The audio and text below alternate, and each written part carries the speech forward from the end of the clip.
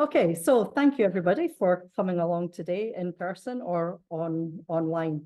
I'd first like to begin by giving honour and thanks to the Haudenosaunee and the Anishinaabe nations as the traditional inhabitants of the lands where McMaster stands. To say that is to acknowledge a debt to those who were here before us and to recognise our responsibility as guests to honour the intimate relationship Indigenous peoples have to this land.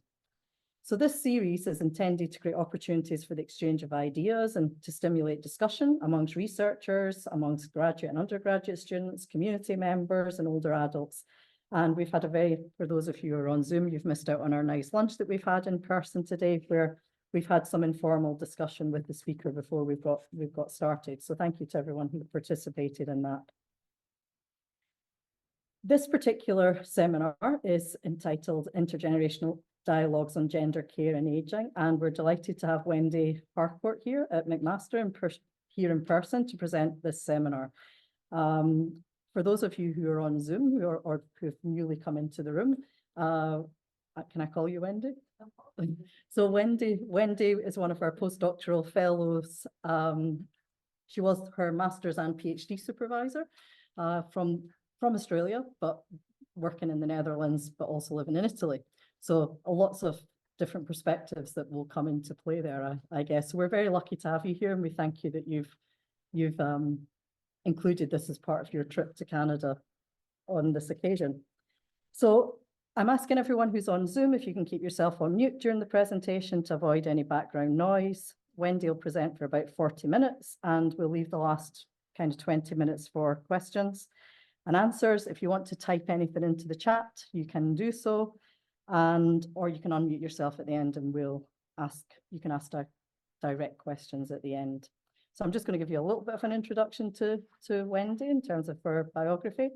Wendy is a professor of gender, diversity and sustainable development at the International Institute of Social Studies of the Erasmus University, Rotterdam in The Hague. And she joined there, she's been full professor since 2017. She joined the Institute of Social Studies in November 2011 after 23 years as editor and director of programs at the Society for International Development in Rome, Italy. That's a nice mouthful of big, long titles there for me. She's published over 100 articles in critical development theory, gender and diversity, and feminist political ecology. And I'm now going to hand over to you, Wendy. Thank you very much.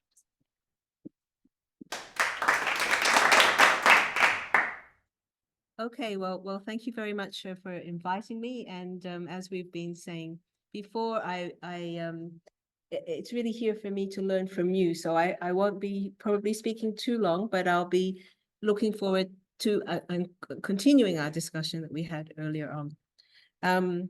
So yeah, my title is just in a way indicative of what I would like to share with you, mostly because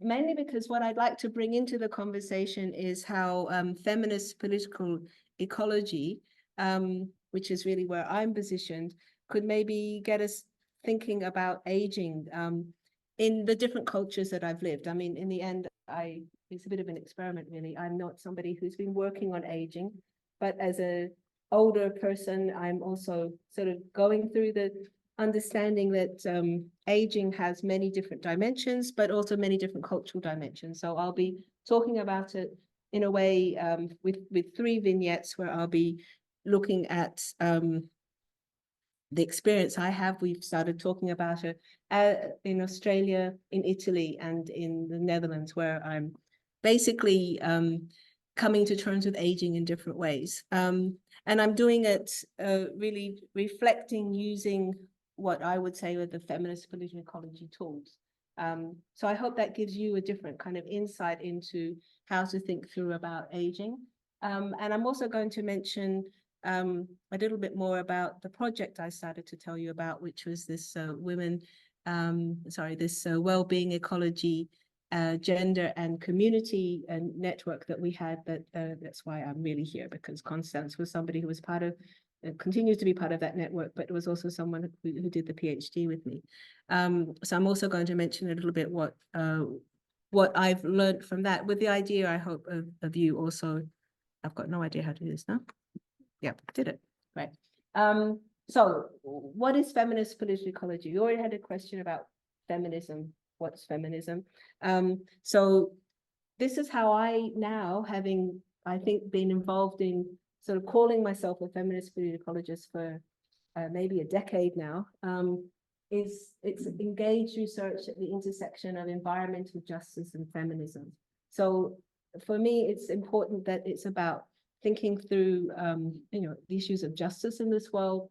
It's also thinking about how feminism, and particularly ecofeminism, which we were talking about earlier, how it can contribute to a different kind of research. So engaged research means working with people, working with the environment where you're living, working often in the place in which you are living, or and it's something that for me is a very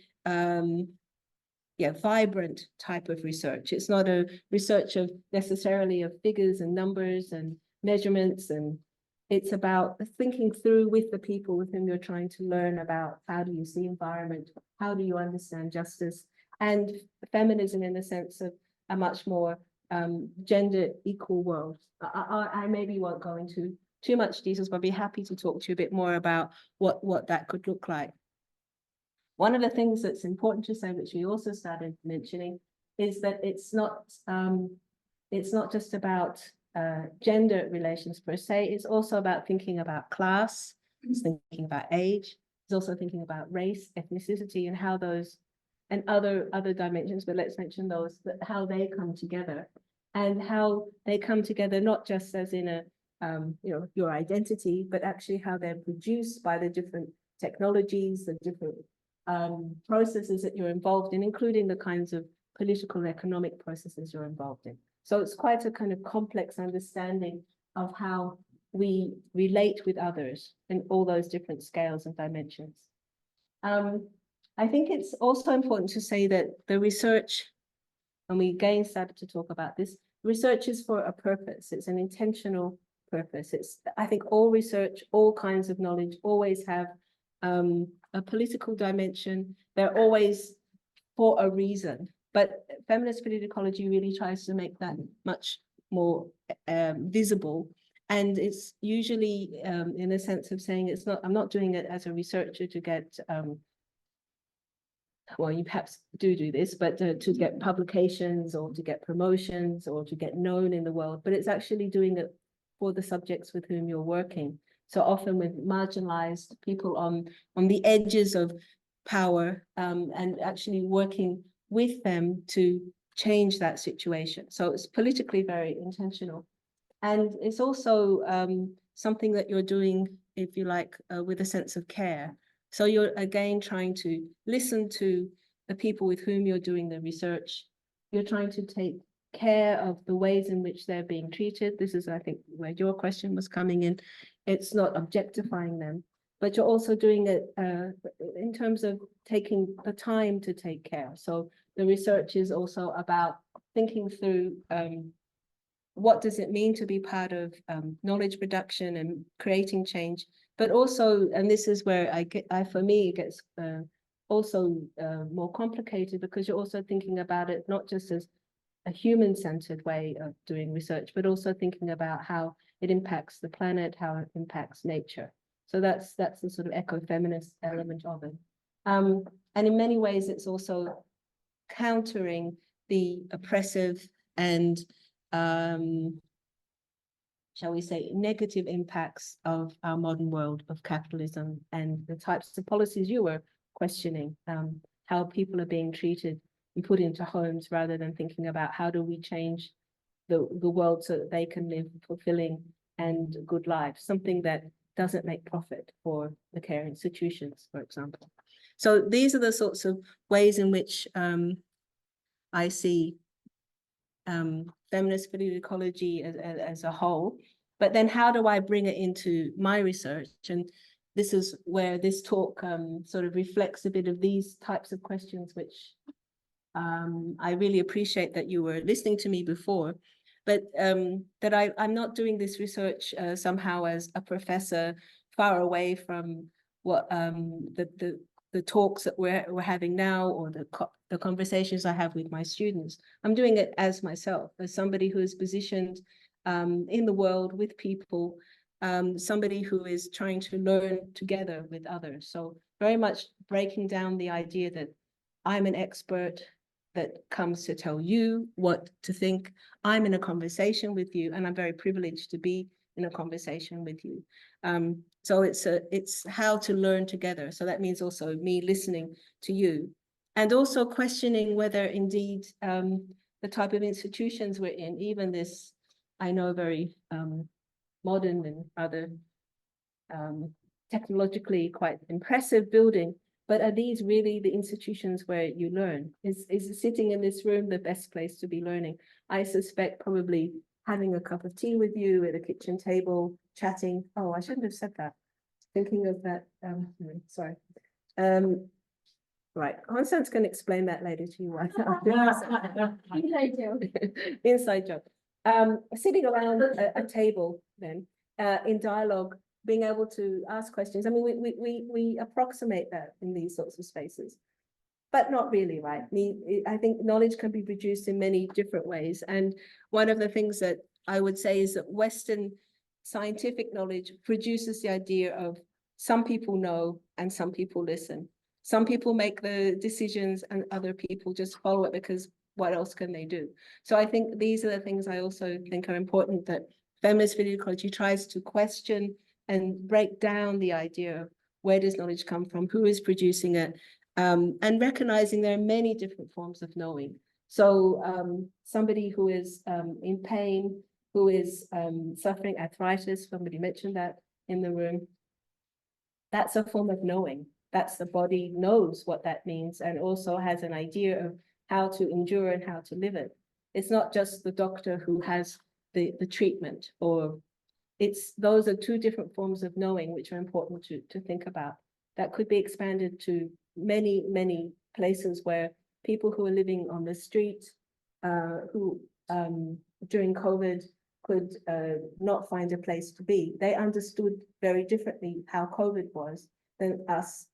So I'm assuming most of us who could stay in homes, comfortable homes, even if we didn't want to be staying in homes in lockdown, but we had a place or one place to be.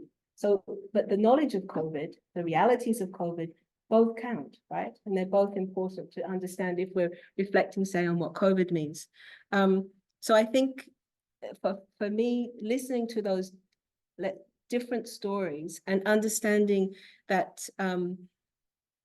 by listening to the story of somebody who's homeless during COVID and thinking about those pains and fears, where does that take you when it comes to thinking what is the way through? Very different from listening to somebody who was finding it very hard to be with, let's say, young children, having to homeschool them and feeling frustrated because they wanted to be on, in their work environment on the computer.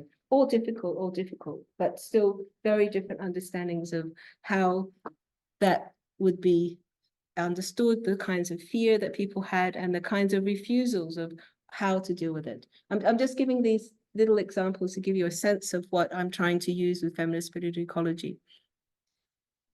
And in all of that, I think, even in those examples, I didn't mention the place in which that might happen. So in Italy, for example, in Naples, to be a homeless person was during COVID was a very different kind of experience than being a homeless person, say, in Australia. These are the two areas I know, and how they related to the environment around them as well. So in that sense, body, place, environment has also not just the idea of nature being somewhere out here, but actually the nature we experience.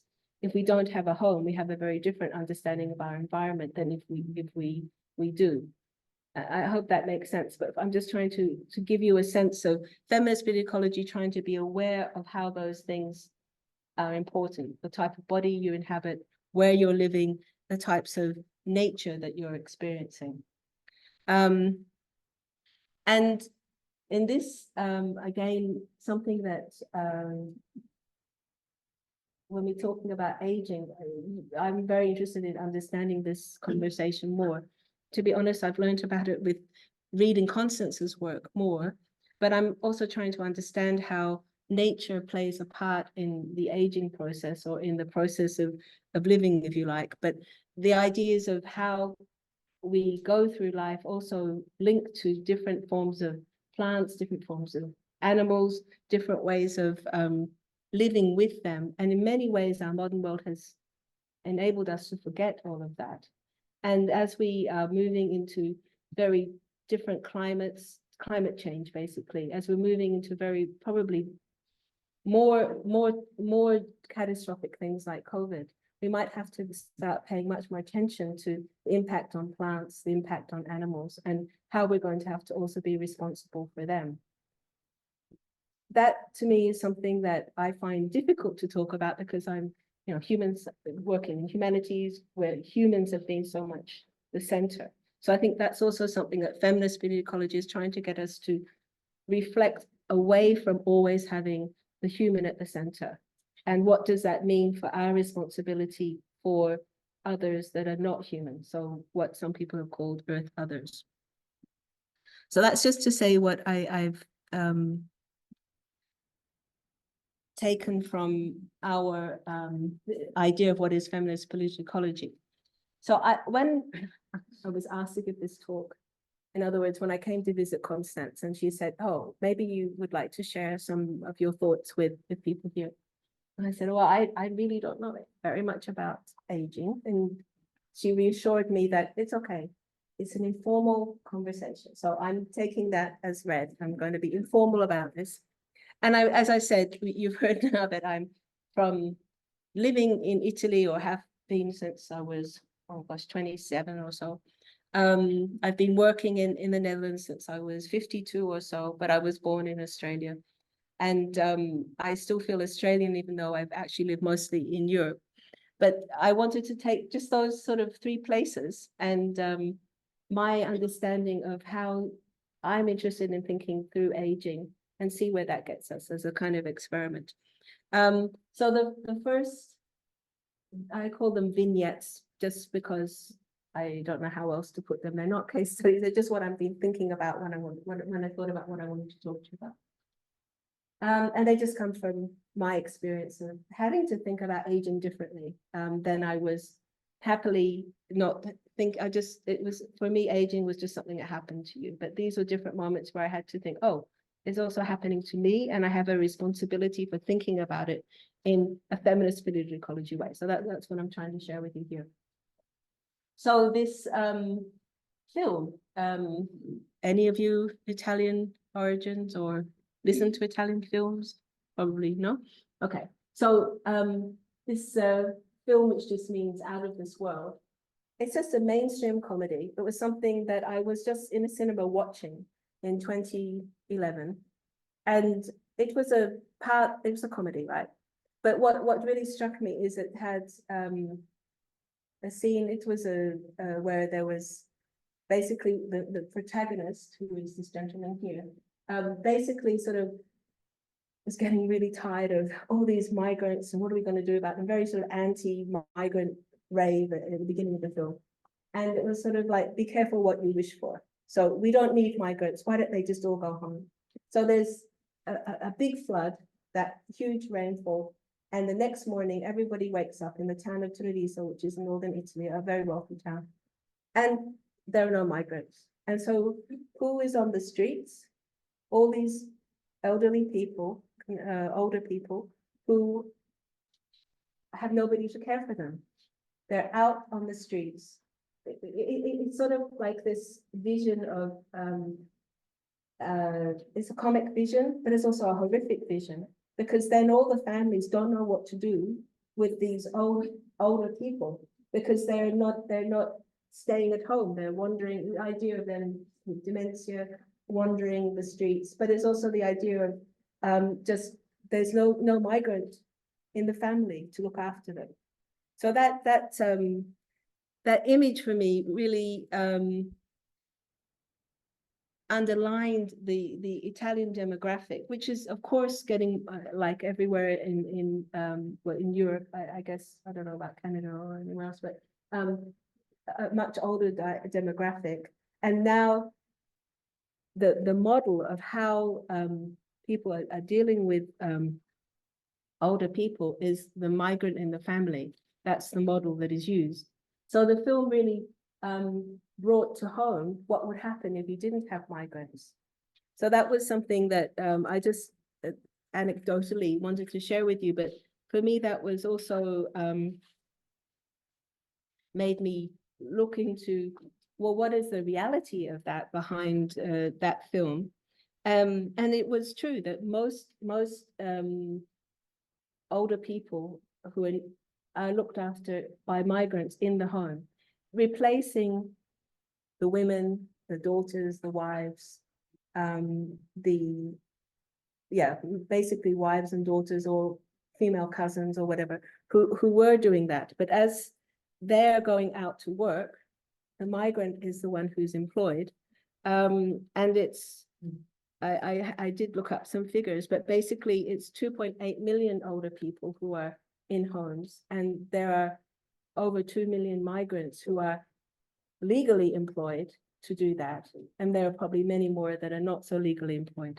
But the point there is that the Italian government has accepted that model. And so the way of dealing with it, it's not so much to get, well, I'll go into that, my reflections on it, but it's actually, there's a cash payment then for families, not for the migrants, but for families who need to employ migrants to look after people who are unable to look after themselves. There are insurances which you can take out if you become that person, so that you can afford a migrant to come and live in the home. So that's just the model I wanted to mention to you, but the point being that that's the model that Italian society accepts and depends upon, including the government. Is this something, I don't know, for you maybe, oops, how do I go back? Okay, so that's my little vignette from Italy. Then I've been working in the Netherlands, and this is more about the end of life, but it certainly affects the way people are living. So it's also about how older people are living, because euthanasia has been an accepted practice. Let me see, since 2002. So it's been in the Netherlands for a long time, for at least yeah, if you think about that, that's at least 2 generations have dealt with euthanasia as an option. And again, the vignette for me is that I have been several times very taken aback. As a professor, you often get students saying, I can't do my essay, I need an extension. And I was taken aback when several of them said, I can't hand in my essay because I've gone to celebrate the death of my grandparent of different sorts. And they didn't mean the funeral, they meant they went to a party, a family party, where the grandparent would say goodbye, and then someone would come, the doctor and a nurse would come, and they would move maybe to another room, and they would die of they give I'm not sure exactly what they give them, but basically an injection, and they die. And it's done with the family maybe not there, but sometimes it's also I also heard where the children are told to leave, but everybody else stays. Or it could be that someone is holding the hand in another. I mean, different stories. But for me, that really what struck me, first of all, that they saw that as a very beautiful experience and as something that was important for them. And it's also something that is happening so that every Dutch person I know knows somebody that has been died by euthanasia. Does it exist in Italy? No. And it's seen as a basic health service. So I pay also anyone who is living in the Netherlands, working in the Netherlands, you pay for that as part of your medical insurance, so that you too can choose, or that's the point about the choice there. But there's 8,500 people who were I don't know how to say that properly, who were given euthanasia in 2022. So that's 4.6% of all deaths. but most of them were for cancer, 70%. But the others were older people who, for various reasons, decided that they would choose euthanasia. And it's something like the average age is 65 for women and 62 for men. And it's something that there are questions and discussions in the popular press, but also medical journals. I had a quick look at that, where people with dementia, the big question is, should they be given it? The point is, though, that they've the dilemma is when they've signed a form before they have got to the point where they can't choose that they want to be. And then it can be, I read a few articles, for me, I found quite different, where the person with dementia is clearly not wanting that choice. And then the spouse will say, no, but they've signed and yes, they should have it. Really quite problematic for me. Anyway, but that was something also just to bring in, I will come back to what I think of that as a feminist ecologist, but just to set the scene for that one. Problematic one. I see in the room also people find that difficult, but same conversation. Okay, great. So maybe then we'll go together. Then the last vignette of mine would be from Australia, and as I mentioned to you already, yeah, there's been a real shift for me as I'm about to turn 65. Which is always a big confession for me. But yeah, I have relatives who are in their 90s and not, as I mentioned, my mother, she's living at home, but her cousin, her brother, my father's twin, my father has died, but they're living in care institutions. And I was shocked to find that it was 20% people over 80 are in care institutions. But the point was that when I went to visit them, I went earlier this year to visit my relatives, I saw such a difference in the different kinds of care homes, right? And I was really struck by my uncle, who's a twin of my father. He was a university professor. He had enough money to choose a very nice care home. He was living alone. He's never moved out of home, basically. And he was happy in that home. And he actually had a lot of support. No, money is no answer, no question. And he didn't have to sell his family home. The cousin of my mother, who's a bit younger, she's 88. She has 3 sons. None of them were able to look after her. And so she had to sell her family home.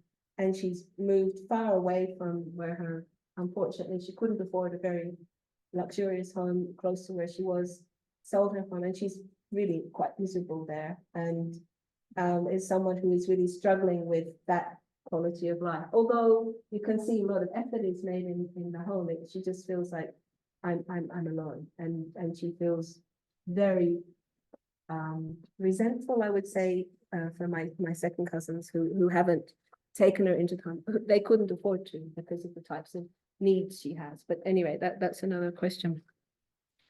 But I mean, I was really surprised to read that Australia has the highest proportion of older people living in these institutions in OECD countries. And it's something like, yeah, I mean, you'll probably, maybe these are not figures that surprise you, but yeah, there are like huge numbers of people who are over 65 also in these homes. It's not only over 80. So it's some of them can live a very long time in this long-term care. But most of them have lost their house to do it. So they've also had a really change in their life and their understanding of who they are. I was reading, there's a Royal Commission into aged care quality and safety.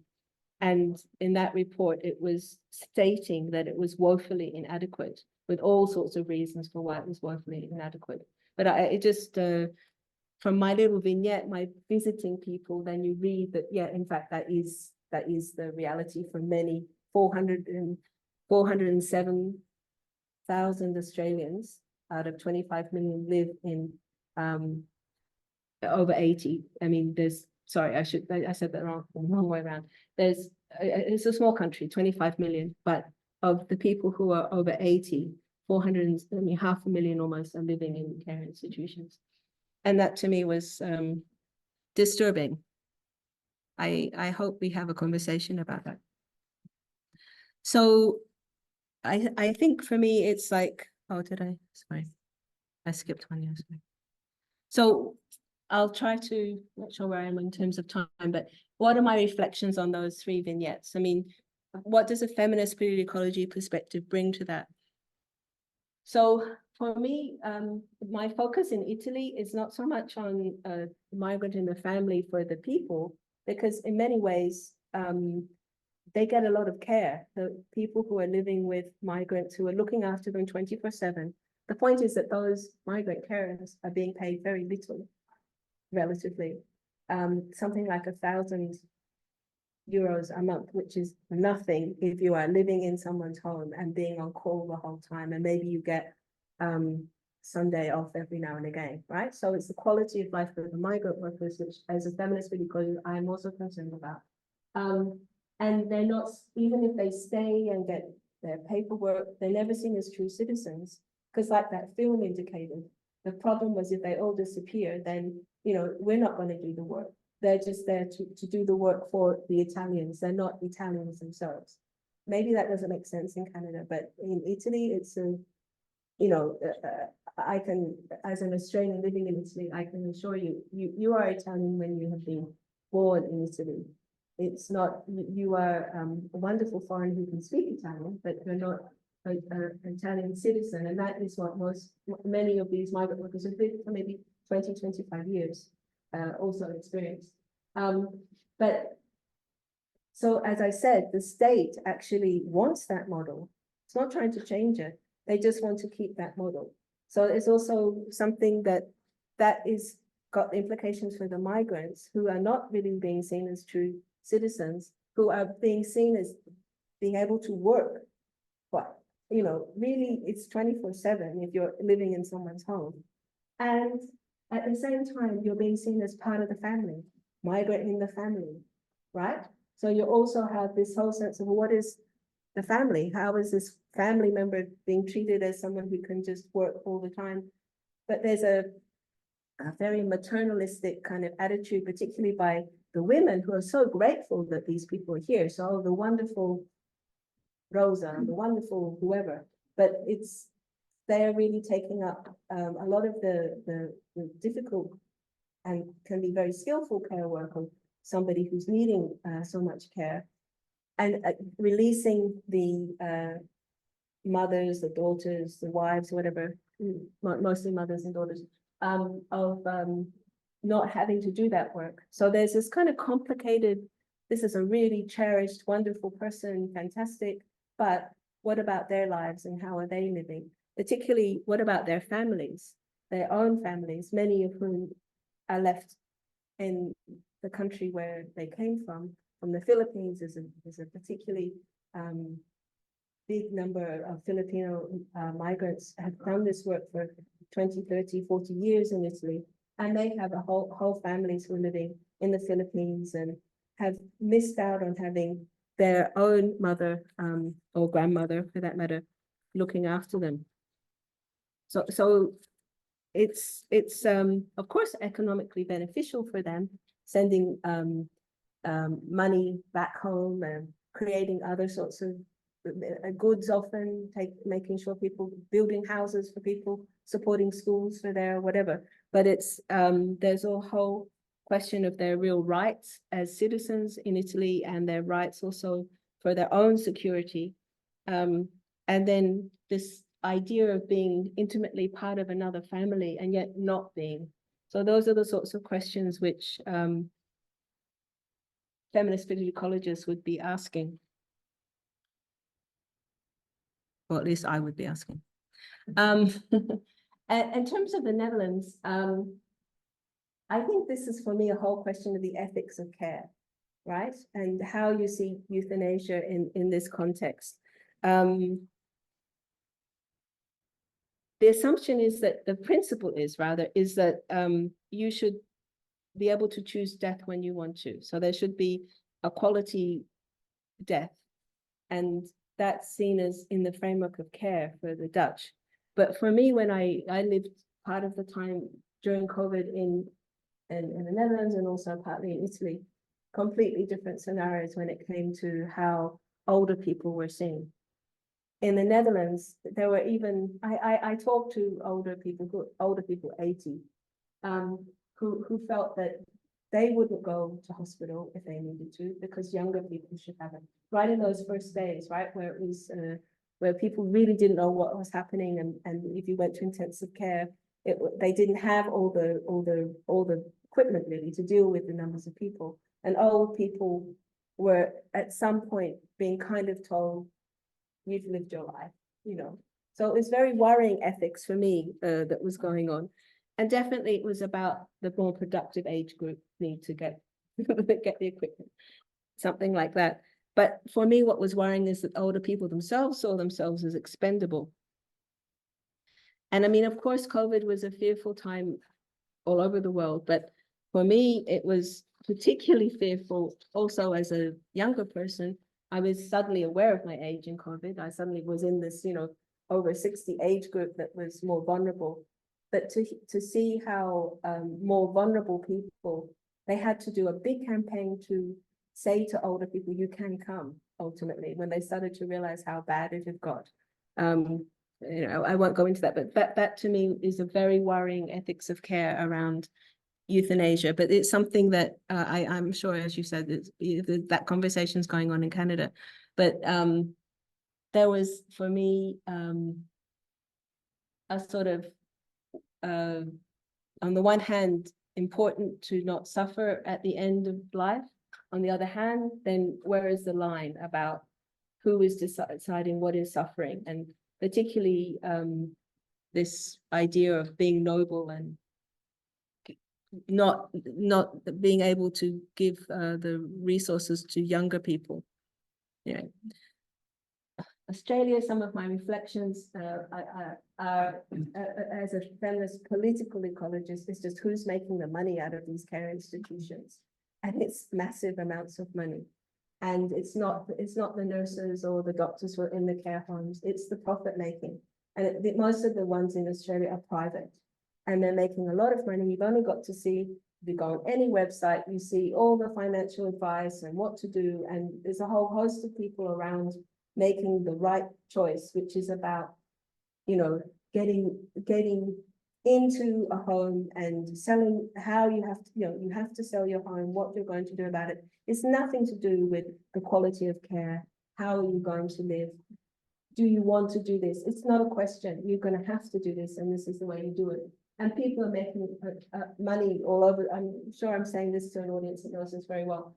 But for me, that was something as a feminist ecologist, I was completely concerned about the extensive profits that were being made at the expense of a lot of loneliness, which I saw, as I mentioned, with just anecdotally with my second cousin. And there's also a lot of elder abuse that happens in the care homes, which people are picking up on. But it's something, again, I mean, people are making a lot of money at the expense of vulnerable people.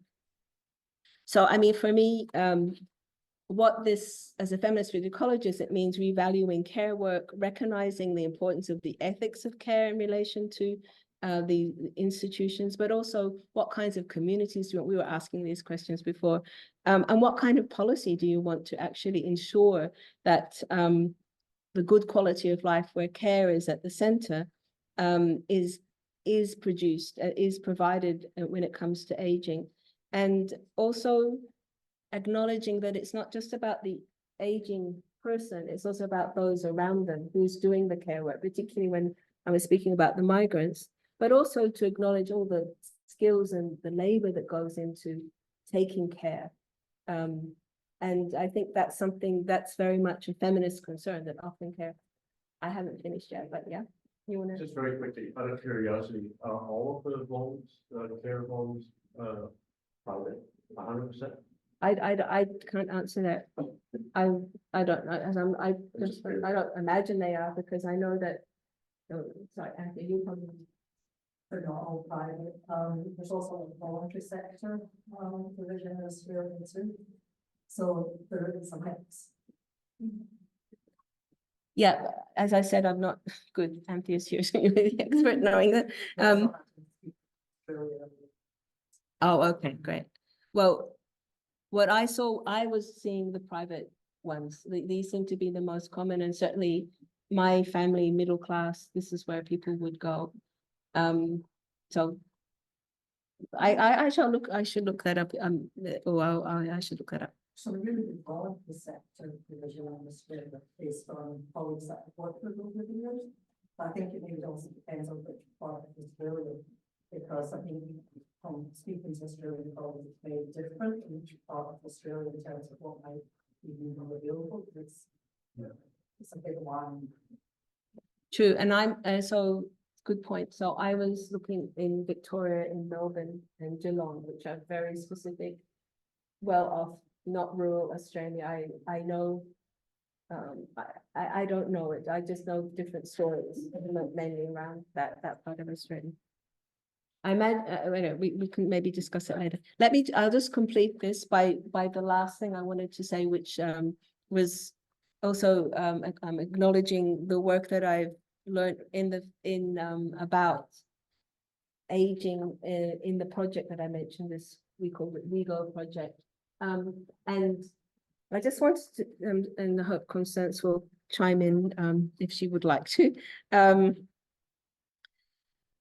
The point here is that you're all sitting in the room knowing and thinking through aging in different ways. But in feminist ecology, people aren't often thinking about aging, actually. People,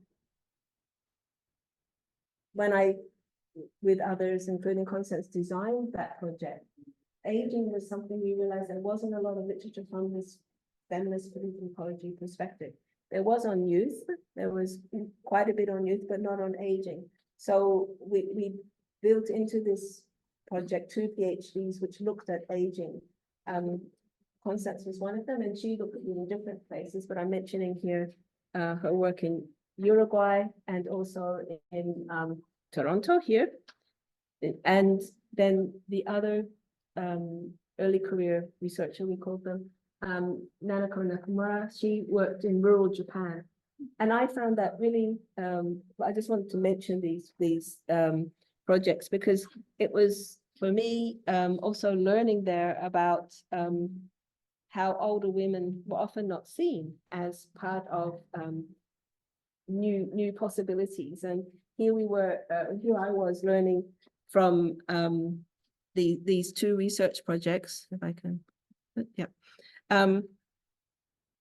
Not only how older women were and older men, but older women were engaging in politics, making changes, but also how they were changing the landscape and also thinking about environmental justice as very key to their work. This was in Uruguay, looking at the UN Sustainable Development Goals, and a whole group of older people. Maybe Constance has already spoken to you about her work, but really learning how older people were engaging and working with how to make policy changes that respected environment and also aging. And then the other part of that, the other project was looking at depopulating Japan, where young people were moving away from rural areas and older women were left alone, and how they created a completely different kind of community as older women in entrepreneurial activities, making noodles, selling them, creating their own space as older women without needing younger people and without the men, because the men had died. And many of them most of them were widows. So I found those 2 examples of older women's agency, creating different kinds of everyday lives for themselves and different kinds of landscapes, very exciting, and also very different from the traditional idea of older people being vulnerable, frail, not able to do things for themselves, but instead these were empowered people who were really changing the way they were living, but also changing the landscapes in which they were living. So I think, just to conclude, am I okay for time? A little bit over, yeah. So for me, this book, Contours of Feminist Political Ecology, was what came out of our project, and this is where a chapter that Constance and Nanako, who speak about their projects together, also have a piece in this book, which is downloadable for free. But anyway, if you're interested, I can give you the link. But I guess this is my, let's say, feminist political ecology statement about how I think we should be thinking about aging well, because it's the reality, and I'm just at the tail end of the boomers, so you know there are a lot of older people who are going to be even more, relatively speaking, and it's important that we see that not as a burden, not as a cost, not as how we're going to deal with them, but more how we're going to work with. How am I going to work with you, with others, in being responsible not only for ourselves but also for the planet, which is equally in crisis and equally having problems, and how we can really create a world of well-being and caring for people of all ages, particularly for older people, but also remembering and thinking about the planet and the ways in which we have to do that with the resources we have. And I think those are very important questions. I think the other one is about sharing our fears and our emotions about aging, about the issues around it that often people are seeing either as a medical issue or as an issue of, you know, coping, rather than seeing it as something that is part of our lives and something we should really be acknowledging. Also in relation to how I often, Constance wrote a beautiful piece about her godmother who worked in her garden, and how the garden and godmother and Constance's daughter really had a very important relationship, which was a very beautiful one, of how you can learn from the different generations and work with the places where you belong. So again, it's like shifting, also not just talking about it as myself and how am I going to cope, but how am I going to cope in a community, which is maybe the hardest thing, because we're in such an individualistic society. We think about it, and our whole world is organized, and it's about us being just one person, maybe with a family. But how do we work with a community? I mean, there are lots of good examples of that, but I think that that's also another feminist ecology way of thinking about aging well and caring for others, and caring as a community, not just within smaller units.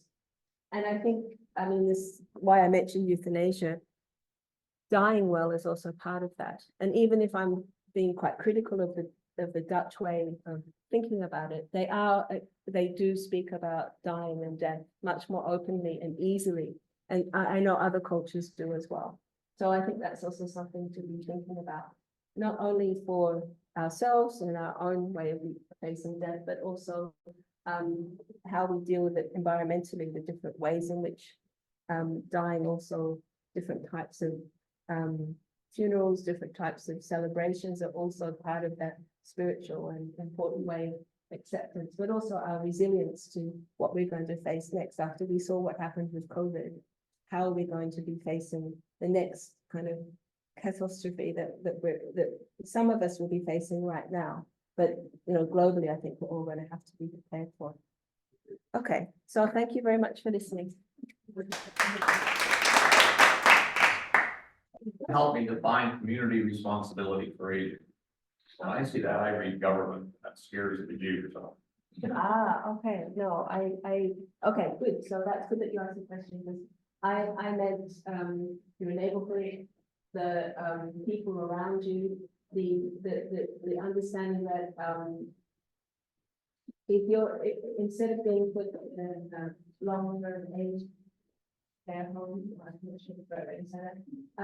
you would have a community around you that would be able to support you, so you really, I mean, including probably having health support in your immediate environment. So the community responsibility means that you don't just push it away to the state or to a private institution. But you take it that as a daughter or as a citizen, you're also there to support and value elders in your surroundings. So I don't, why are you so scared of the state? That would be my question. Why does that scare you? Now, the state, why? Government's involved enough in my life, I don't responsible for me in an age home. No, I don't know. So I didn't mean that. I meant more that you would have choices that were part of where you live or where you belong. There was a new one. Yeah. Yeah, it's just from individual responsibility, community responsibility. That's what you heard the state. I would hear that as state giving the wherewithal to do that well, right? So why don't we put people into care homes, but being able to support people living the choices the way they want to live? But, It's a fine line. okay. Good to hear that that's a fine line. Are there any questions from the folks in the Zoom? You can write in the chat or you can raise your hand virtually.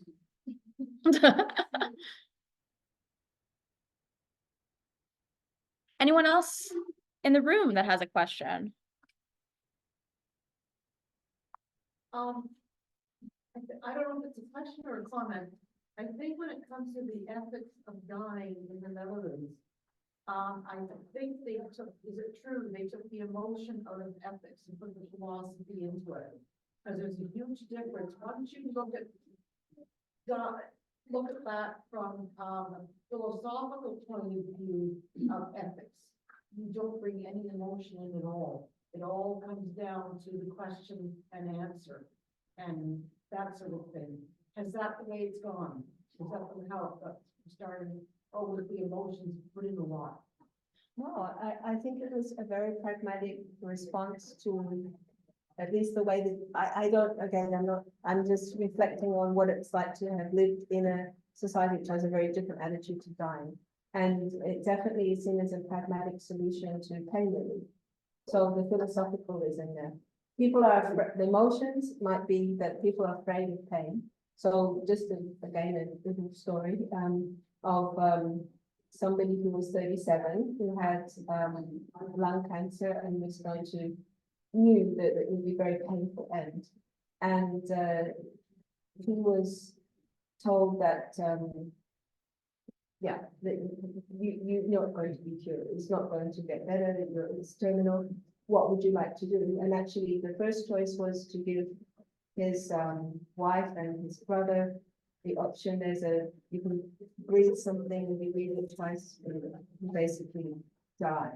And they actually were given it and told how to use it if he wanted it. But in the end, that he didn't do that. He decided to book a time where he a day and then die. Well, it became the pain started and he decided he couldn't deal with it. So that was a very pragmatic, and the family understood it as a very pragmatic solution. So there was, the philosophical was you have your choice. This is your ethical choice to die. And he did. So that's, I think that's a very different understanding that I would see, which is how the family felt, how they were going to cope was not part of it. It was to support him dying. Yeah, but the reason I asked is from philosophy and ethics, it's totally different. You do not bring emotion in. Okay. Yeah. It's from philosophy. Okay, thank you. Thank you. Which one? Yeah, Boleyn. Yes, thank you. I have a question regarding what you read about an article about people with dementia who had given their consent to dementia. I don't know what the term is either. They seem like they wanted to be living, but their partner insisted on yes, on them going through that process. I wonder what it is that you read about well, the people that was made. So that was in a medical journal, and it was actually doctor, who was the GP, explaining the problems were that it's up to your GP. I mean, it's actually, as I said, it's part of your medical insurance. It's accepted. So you don't need an ethical panel or anything. It's just if you want it and the doctor agrees, then you can have it. And this doctor went away, and she felt that while she was away, the public, another GP came, and the spouse said, "This is the agreement." And he wants it. And she was shocked when she came back and the patient had been feeling. And it was a whole issue for her. And she wrote about it. There was a lot of discussion in that case. It's a public sort of discussion. Because it was the ethics also of that doctor who said that he was following what was written. And there's a sort of, it's like a living will, but it's, as you know you're going to have dementia, you say that you want to have dementia. So that was the dilemma. In this case, it was written by the doctor, because that was, for her, very difficult. There was nothing illegal about it. It was No, but I was wondering about the final story. So the final story was the wife, because the patient had signed before dementia, and you must be much your experts on this. That she felt she knew that the patient didn't want it, so she wasn't going to do it. And it was the wife that was put in pressure. So that was just in an article, as I said, an article I read for the talk, trying to figure out if what I was saying had some sense. Thank you. We do have a question in the chat. So there's a question asking, I'm wondering if Professor Harcourt can comment on the emotional aspect of care and ethics of care. The person did a study that explored the mutual care of people during COVID lockdowns, and she found that it closely connected to people's compassion towards others' experiences of hardship. She wonders if you think such emotional connections are involved in our care for the elderly, and if so, how can we incorporate them into policymaking and service improvements? And sorry, we also had a request if you could speak a little bit closer to the microphone. sorry. That's okay. Okay, excuse me for not speaking close to the microphone. I think that emotions are all about relationships, and definitely they have to be taken into account. I actually think that many good medical professions, good nurses are doing that, right? They're working with emotions, they're listening to patients, and they're taking care in that sense. And definitely in COVID, we have many examples of people being able to care for others, including not just in their families. People who, I guess many of you also supporting people who didn't have enough food or didn't have a place to stay, and not only, I mean, community groups, but also church groups and other, as you say, voluntary organizations worked during COVID to support with compassion. I guess that's my hope, is that that's in everybody and that we can move towards it. But I think in terms of policy making, at least in the context that I was speaking about, it's often not the way policymakers are making decisions, right? It's also just, yeah, you said, it's my money that pays for, my tax money that's paying for this. So people are still thinking in a very economistic way and don't see care as central to it. So I think that's what has to shift, is not only valuing the cost and the how the system can be run economically, but how it can be run to have well-being and care at the center. I mean, for me, that would make a huge improvement. But that's not to say it's not happening. Of course it's happening. But it's just that how to make that the norm, and to value that in a very different way than just costing it. And people will say that's, utopian or not realistic, but of course it's realistic. That's how we want it. Nobody wants to be not cared for, not looked after. So I think it's about time we sort of heard that. And you think, at least in many countries, it's much older people who are the policy makers, who are the people with power. So I often wonder, why is it that they don't recognize the care that's around them and try to make that valued much more. I think that's shifting, and I think that's what feminism is also trying to shift. Thank you for the question. Excellent points. I think the question I have is a comment that you were making about older persons, and it made me think about infantilization. Something that you just mentioned. I think this is where I get so uncomfortable about medical care on one end and social care on the other. The space in between is important to be able to be properly. If we think of the care of a older person is only social, then we run the risk, unfortunately, of infantilizing the needs of older adults, and it's just akin to babysitting. You just have to love that child, and they'll get good care. You just have to love older people, and they'll get good care. So many things that you stated are just about thinking in me, and all of these thoughts are coming into that space. Medical assistance in dying in Canada, if you have dementia, you cannot give consent or assign it proxy consent to your family. And then at the other end, minors who are mature, sorry, you're out of luck. Even though you're going to turn 17 in about 6 months, sorry, you're going to have to suffer until you're old enough, like somehow magically in 4 months, you're going to be mature enough that you can be involved in the decision and make it yourself. And so the point I'm trying to make here is it is really, really difficult to keep at the notion of an older person and the kind of care that they need to support them socially, social determinants of health. Because it's not just as simple. If you've got many comorbidities, if you're really on top of your aging, what do we do about these people? Like, what point do we give them the space within which they can make their decision, that even though they're advancing in the dementia state, that they can say what it is that they need. So all of these things are so complex stuff, and I'll thank you for the comments that you've made on the law, because I think that it's just, I'm quite concerned about how complex it all is. There's no single right answer.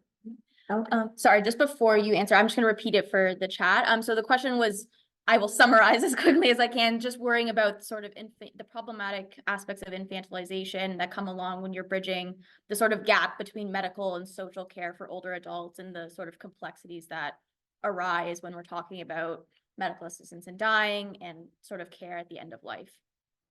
Okay, thank you for summarizing. Just one fact is that in the Netherlands you can be 12 and have euthanasia. So it's a very different understanding there. On just to answer, is that I think that what would stop this infantilizing or this problem that you've pinpointed would be to have a lot more conversations with older people and younger people all the way through, so that there isn't this moment when you're older, but it's something that you are dealing with all the time, working with people of different ages. I think that's one of the problems of this kind of idea of youth being the thing to be, and not recognizing I hear about illness and the layers of illness, but there are also young people who have illness and layers of illness, right? So it's also to kind of get away from this norm that there's this body that's going to go through life and then, just gets a bit old and then maybe gets some illness and dies. But actually there are so many different forms of illnesses, and this kind of normative understanding of what is health. To me, that is what we need to change. So aging becomes not a failure or a frailty, but actually another cycle in your life, and you're aware of those sorts of things, right? This is the problem of the medical the medical system, which is pushing the norm all the time and not talking through living with different kinds of bodies. So I think for me, that's very important, yeah. I think actually. Oh, yeah, sorry. I was very moved actually at your mention of the celebrations, the whatever that preceded the person dying. Whereas I think in Canada, we are still at the person dies, regardless of which way, and then everybody celebrates after. And I think that speaks an awful lot to caring for the person and partying, whatever the words would be, the appropriate word, with that person prior to that moment of the elimination of life. And like that, we're not there yet, I don't think, in Canada. Yeah, sorry, I'm so sorry, just for the chat, just for the folks on Zoom, I just wanted to repeat. So just talking about how moving it was, the discussion around the sort of celebration of life prior to medical assistance in dying, and how that speaks to care for the person rather than sort of reliance on social norms and the social process that we typically follow. Okay, yeah, so for me, there is something very beautiful about those celebrations. And I think there is a shift, isn't there, about people speaking much more about dying and celebration rather than funerals, and a much more acknowledgement of the spiritual, that it's a passing, it's a moving on, but it's not the end of the part of life, yeah. So I think there is that shift. In the Netherlands, it's, yeah, I mean, unfortunately, it's also very commercialized. You actually have companies that will help you do that sort of celebration, take films.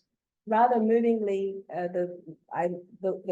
I mentioned the 37-year-old man had 2 children, and the company who did it was a 200-person party, which he chose. He worked what he would like, the music, all of that. But also filming professionally, him speaking, so his young children would see him on the film. So very thought through on lots of levels and very different ways than, I agree, than also Australian or Italian for that matter. Anyway, I know there was another question in the room, but we are just going to wrap up for the folks on the Zoom. You can obviously feel free to stay and chat in person. Thank you so much. On behalf of the Gilbert, here's a little thank you card. Wonderful presentation. Thank you all for attending online. Our next Health, Aging, and Society HAS Talks is on April 4th. It'll be virtual. It'll be looking at the role of minority stress in loneliness. So thank you all very much. Thank you.